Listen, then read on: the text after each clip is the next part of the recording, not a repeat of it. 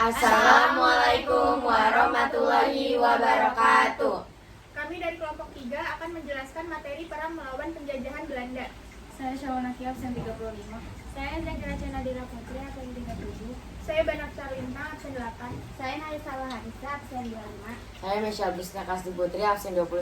Saya Sina Kalfianti nomor absen 7. Saya Kaila Alexandra nomor absen 18. Latar belakang perang melawan Belanda.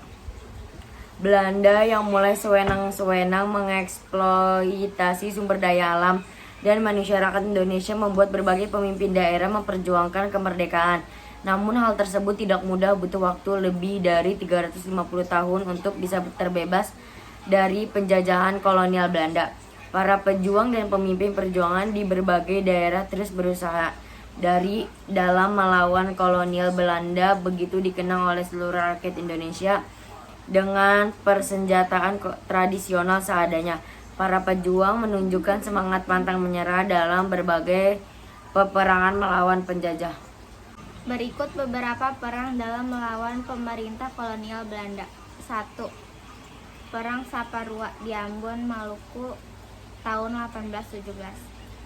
Kolonial Belanda menerapkan berbagai kebijakan yang menyengsarakan bangsa Indonesia seperti kewajiban kerja paksa, penyerahan hasil kelautan, memberhentikan guru demi kehematan, menjadikan kaula muda sebagai tentara, dan ketidakmauan Belanda untuk membayar terhadap perahu yang dipesannya. Menghadapi hal tersebut, para tokoh dan pemuda di Maluku sepakat melawan kekejaman kolonial Belanda. Terjadilah perang antara Belanda dengan Maluku.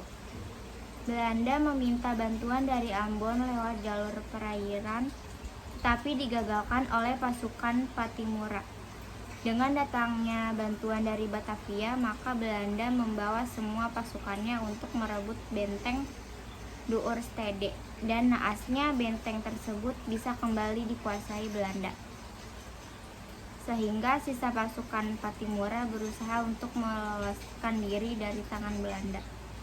Untuk menangkap Patimura, maka Belanda membuat sayembara, di mana siapa yang mampu menangkap Patimura akan diberi hadiah 1000 gulden selama 6 bulan melakukan perlawanan. Akhirnya Patimura tertangkap, dan pada 16 Desember tahun 1817 Patimura dihukum gantung di alun-alun kota Ambon.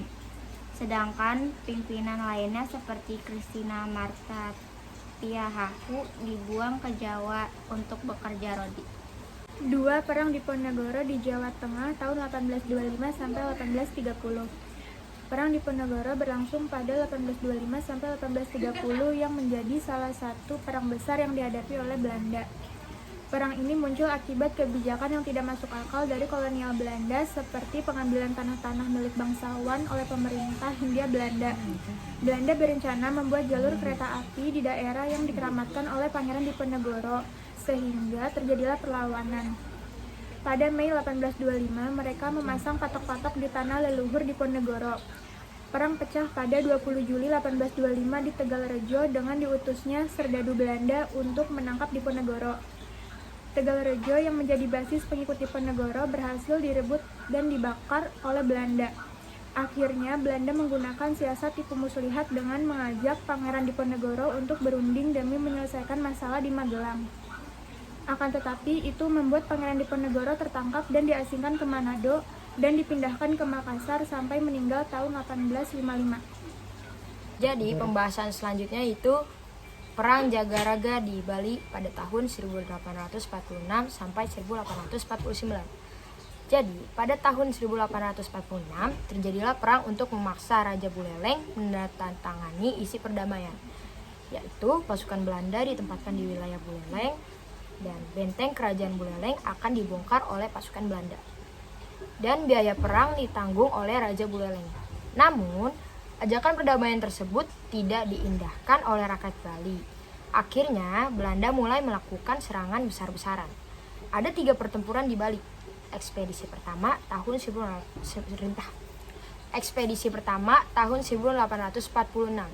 Belanda mengirim 1.700 pasukan untuk menaklukkan rakyat Bali. namun berhasil diusir oleh rakyat Bali. Pada ekspedisi kedua tahun 1848, Belanda mengirim pasukan yang lebih besar dan rakyat Bali berhasil memukul mundur Belanda dengan dipimpin oleh I Gusti Jelantik. Pada ekspedisi terakhir tahun 1849, pasukan Belanda yang dikirim sekitar 4.177 orang yang mampu mengalahkan rakyat Bali. Selanjutnya adalah Perang Padri di Sumatera Barat 1803 sampai 1838. Perang Padri merupakan perlawanan yang sangat menyita biaya dan tenaga yang sangat besar bagi rakyat Sumatera Barat dan juga Belanda.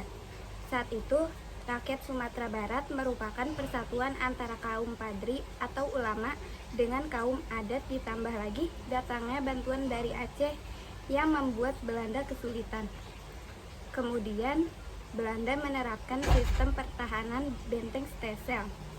Belanda menjadikan benteng Fort de Kock di Bukit Tinggi dan benteng Fort van der Capellen menjadi benteng pertahanannya. Penerapan sistem pertahanan benteng Stelsel oleh Belanda ternyata berhasil menuai kemenangan yang ditandai dengan jatuhnya benteng pertahanan terakhir Padri di Bonjol tahun 1837. Kemudian Tuanku Imam Bonjol ditangkap dan diasingkan ke berbagai daerah di Indonesia, seperti Periangan, Ambon, dan Manado. Perang Aceh 1873 sampai 1915 dan 1942. Perang Aceh adalah perang antara Kesultanan Aceh melawan penjajah Belanda. Perang ini berlangsung lama, mulai 1873 sampai tahun 1910. Belanda menyatakan perang kepada Aceh pada 26 Maret 1873. Perang terjadi karena masyarakat Aceh tidak ingin wilayahnya dikuasai oleh penjajah. Perlawanan rakyat Aceh terhadap Belanda merupakan semangat jihad, yaitu perang membela agama Islam. Belanda harus susah payah melawan rakyat Aceh terbukti dengan gugurnya Jenderal Kohler dan kegagalan sistem pertahanan benteng Stelsel. Saat itu Belanda kewalahan dalam menghadapi perlawanan fisik rakyat Aceh hingga mereka mengutus Dr. Snow Hurgrosch untuk menyamar dan mencari tahu kelemahan rakyat Aceh. Belanda kemudian menemukan cara untuk mengalahkan perlawanan rakyat Aceh dengan politik adu domba antara golongan bangsawan dan ulama Aceh. Perang Sisi Manggaraja di Sumatera Utara 1878 sampai 1907. Perlawanan rakyat Sumatera Utara terhadap Belanda dilakukan oleh Sisi Manggaraja 12 yang berlangsung selama 24 tahun. Perang ini diakibatkan oleh Belanda yang berusaha mewujudkan Pax Nederlandica. Pertempuran ini berawal dari serangan ke pusat pertahanan Belanda pada 1907 dan berakhir dengan pengempungan benteng terakhir Sisi Manggaraja di Pakpak. 7. Perang Banjar Barito di Kalimantan Selatan 1866. Perang Banjar berawal dari ikut campurnya Belanda dalam pergantian raja di Kerajaan Banjarmasin. Perlawanan rakyat Banjar dipimpin oleh Pangeran Antasari setelah Belanda. Penangkapan Rabu Amon. Peperangan pecah di Kalimantan dengan datangnya pasukan bantuan bagi Belanda yang membuat pasukan Pangeran Antasari terdesak. Perang ini benar-benar selesai pada 1866 saat Pangeran Hidayat yang menjadi raja kerajaan Banjarmasin menyerahkan diri ke Belanda.